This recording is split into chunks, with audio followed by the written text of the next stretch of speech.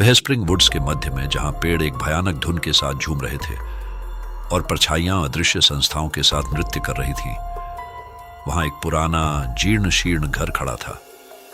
इसकी खिड़कियां ऊपर की ओर लगी हुई थीं, इसकी दीवारें आईवी लता से ढकी हुई थीं और इसकी उपस्थिति किसी भी व्यक्ति की रीढ़ में सिहरन पैदा कर देती थी जो इसके पास जाने की हिम्मत करता था। स्थानीय लोग उस घर के बारे में कहानियां, भूत प्रेत और शाप की कहानियां सुनाते थे, जिन्होंने सदियों से इस भूमि को त्रस्त कर दिया था। उन्होंने कहा कि बेचैन मृतकों की आत्माएं इसके हॉल में घूमती थीं, जो जीवित और मृत लोगों के दायरे के बीच फंसी हुई थी, और जो कोई भी उनकी शाश्वत नींद में खलल डालने की हिम्मत करता था उससे बदला लेना चाहता था। लेकिन चेतावनियों के बावजूद जिज्ञासा मुझ पर हावी हो गई। मैं उस घर की ओर इस तरह खिंचा चला आया था जैसे कोई पतंगा आग की लौ की ओर, उसके अंधेरे आकर्षण के खिंचाव को रोकने में असमर्थ।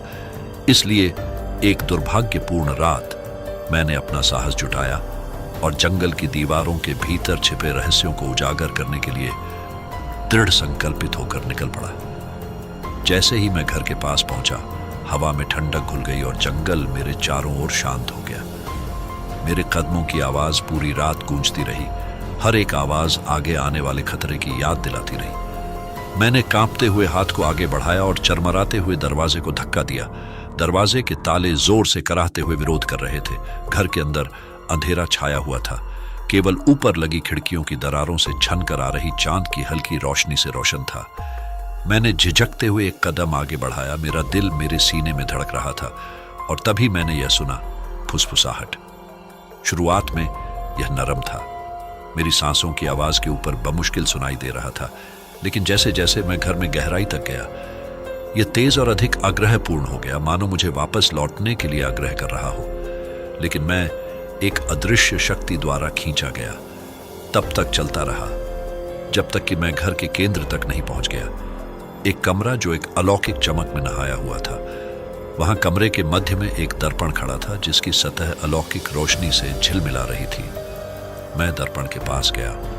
मेरा प्रतिबिंब खोखली आंखों से मुझे घूर रहा था और तभी मैंने उन्हें देखा, मृतकों की आत्माएं इसकी कांच की गहराइयों में फंसी हुई थी। वे भूतिया हाथों से मेरी ओर बढ़े। उनकी फुसफुसाहट से मेरा मन भय और निराशा के दृश्यों से भर गया। मैंने दर्पण और उसे कैद करने वाले घर के चंगुल से बचने के लिए भागने की कोशिश की, लेकिन तब तक बहुत देर हो चुकी थी। आत्माओं ने मुझे अपनी गिरफ्त में ले लिया था। उनका ठंडा स्पर्श मेरी रीढ़ में सिहरन पैदा कर रहा था और वे मुझे और करीब खींचती जा रही थी, जब तक कि मैं अंधेरे में डूब नहीं गया। और जैसे ही मेरी चेतना के आखिरी निशान भी मिट गए, मुझे व्हिस्परिंग वुड्स की असली भयावहता का एहसास हुआ कि कुछ रहस्यों को दफन कर देना ही बेहतर है, कुछ दरवाजों को खुला छोड़ देना ही बेहतर है, और कुछ घरों को उनके भीतर मौजूद अंधेरे के लिए छोड़ देना ही बेहतर है।